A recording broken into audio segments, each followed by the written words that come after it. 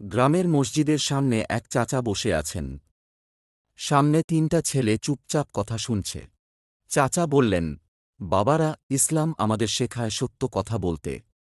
মিথ্যা বললে মানুষ বিশ্বাস হারায়। চাচা, কেউ না দেখলে ভুল করলে? চাচা হেসে বললেন, মানুষ না দেখলেও আল্লাহ সব সময় দেখেন।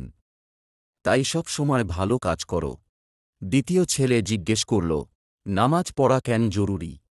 চাচা বললেন, নামাজ মানুষকে খারাপ কাজ থেকে দূরে রাখে।